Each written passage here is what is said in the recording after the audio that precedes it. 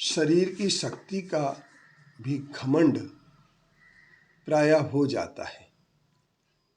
लोगों को अपनी शरीर की शक्ति पर इतना अति आत्मविश्वास हो जाता है, अति विश्वास हो जाता है कि वे अपनी शरीर की शक्ति के सामने दूसरों को बहुत छोटा समझने लगते हैं और कमज़ोर व्यक्तियों के लिए वे हतोत्साहित करने का अथवा उनको प्रताड़ित करने का काम करते हैं।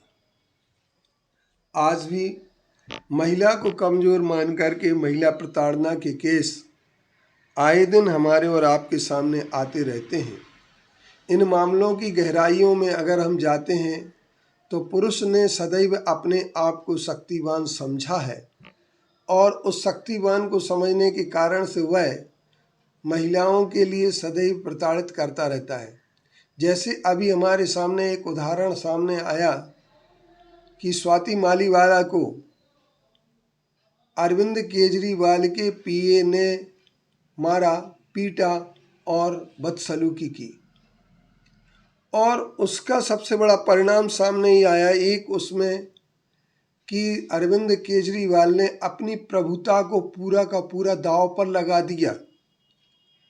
मुख्यमंत्री होने के कारण उनका प्रभाव बहुत अच्छा हो सकता है, इसमें कोई दो मत की बात नहीं, लेकिन नारी के प्रताड़न के मामले में यदि कोई अपनी शक्ति और अपनी प्रभाव का प्रयोग करता है तो निश्चित तौर पर मैं ये बात मान करके चलता हूँ कि वह अन्याय और अत्याचार के लिए बल देता है।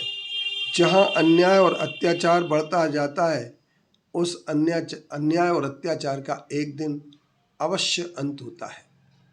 शारीरिक बल की दृष्टि से कई लोग अपने शारीरिक बल को बेचा करते हैं, जैसे कि सुपारी लेना, ऑनर किलर करना, अथवा जो है ना लोग कुछ पैसों में और कुछ पैसे के लिए गरीबों को अथवा निर्धन लोगों को अथवा कमज़ोर लोगों को प्रताड़ित करने का काम करते हैं। जैसे कि हमारे सिरपुर में अभी 5 अक्टूबर को पिछले साल श्वेतांबरों ने भाड़े के नौकरों को उनकी शक्ति का दुरुपयोग करते हुए उनके लिए पैसा दे करके महिलाओं के ऊपर डंडे चलवाने का काम किया। यह एक शक्ति का दुरुपयोग है।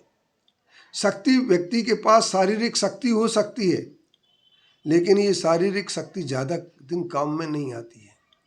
परंतु ये विचार करने की आवश्यकता है कि धर्म के स्थान पर यदि शारीरिक शक्ति को हम प्रदर्शित करने की कोशिश करते हैं अथवा तीर्थों को हड़पने के लिए हम शारीरिक शक्ति का दुरुपयोग करते हैं, शक्ति को खरीदते हैं अथवा शरीर शक्ति का क्रय विक्रय भी करते हैं अथवा कर्मचारियों को पैसा देकर उनकी शक्ति का दुरुपयोग करा के किसी निर्बल को, कमज़ोर को हम दबाने का प्रयास करते हैं, तो ये मान लेना चाहिए कि कहीं हम सत्य को दबा रहे हैं।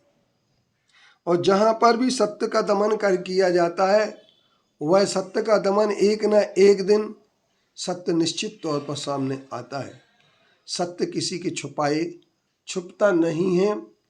और यही बात सामने आई जब सन 1959 में मूर्ति का लेप उतारा गया तो मूर्ति का दिगंबर स्वरूप सामने आ गया, लेकिन उस दिगंबर स्वरूप को छुपाने का बार बार प्रयास किया जा रहा है।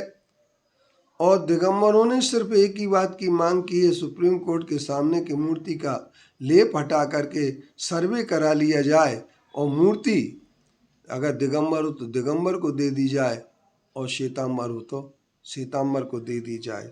लेकिन आज तक मूर्ति का सर्वे नहीं हुआ है। शारीरिक शक्ति, शारीरिक बल के घमंड से, पैसों के घमंड से, पैसों के आधार पर पैसे का दुरुपयोग करके तीर्थ हड़पने का जो प्रयास किया जा रहा है वह नितांत घिनौना है और इसकी जितनी भी निंदा की जाए उतनी कम होगी, क्योंकि ये श्रद्धा की चोरी है। ये किसी की श्रद्धा को लूटने का प्रयास है, पैसे के बल पर, शारीरिक शक्ति के बल पर और इन सब घमंडों के आधार पर, घमंड के आधार पर धर्म चलाने की एक प्रवृत्ति है, लेकिन घमंड के आधार पर धर्म नहीं चलता है। धर्म तो विनय और सज्जनता के आधार पर ही चलता है।